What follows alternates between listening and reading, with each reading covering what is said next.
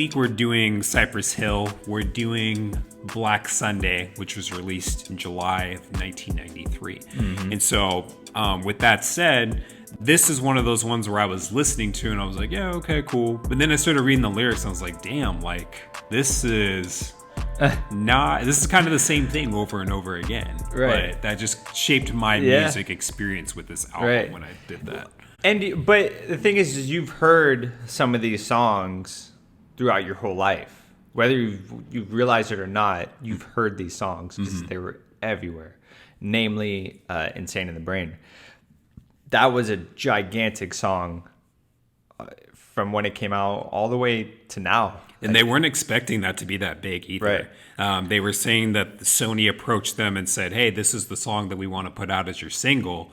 And Be Real was saying like, you know, you kind of have to put ego aside because sometimes when you create an album, you're making these tracks, you're putting your life and everything into it. There's things that you see, but he respected the outside perspective and was like, all right, like if that's what y'all want, we can do that. Right. What's interesting is I don't even know what other song would be a single on this album. You know what I mean? I'm surprised they even put out a single for this album because it's so it's very violent and in your face, and you know it's like watching the movie Scarface. You know what I mean? There's some humor in it. There's violence. There's drugs. You know what I mean? It's all of those things that we love in our entertainment. I think I'm gonna spoil it for him. It's Gats putting people in their place and smoking weed. Is the album. We could roll the credits right here, but we're not going to do that. No. But that's essentially what you're going to be getting into. We got more to talk about with this album. More to that. So, yeah, man. I mean, when it comes to Cypress Hill, like you said, there's tracks out there and stuff that they've done. Like Be Real's done a track on Space Jam, on the Space Jam soundtrack. Mm-hmm. And when I was like, oh, wait, yeah, he did. Okay.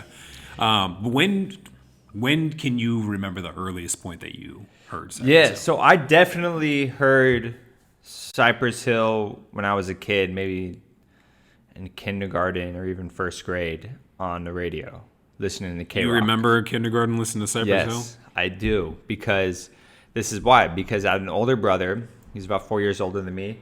And we would always listen to the radio station K-Rock, KROQ. 106.7 in LA, and even though that's a rock station, they would cross over and play like Beastie Boys and Cypress Hill. They would play Insane in the Brain. So I remember listening to the radio with my brother and hearing this song and being like, what the fuck is this? This is crazy. Like, this is some crazy shit. And I actually had this CD. This is one of the first CDs that I got as a kid, probably first grade. Maybe even younger. I don't know how. That's what I was trying to think. How the hell did I get a hold of this album? Andy did not buy you this in first grade. Yeah, my mom probably didn't know what it was. I'm thinking my brother got it for me, or he got a hold of it somehow. That's what I'm thinking. Because otherwise, I don't think my mom would take me to Sam Goody's or Tower Records and buy me this album. You're basically the reason that the parental advisory got put on there because. So I had this album, but I don't remember listening to it that much. I remember listening to it in my room a few times, you know, with headphones on and a portable CD player. But I don't think I got really into it because I didn't really understand it. I didn't understand the lyrics and what they're talking about. I think I just kind of liked how it sounded. And I liked Insane in the Brain. That's kind of like, when you're a kid, that's like a fun song. It sounds funny. So, yeah, that's my experience with first listening to Cypress Hill. And, yeah, since then, I've never really gotten into them. You know what I mean? Like, I never really paid attention to their career or followed all their albums or anything like that. Which is crazy because they're a legendary hip-hop group. You know, they're well-respected in the hip-hop world. Do you see yourself doing it now? No, not necessarily. I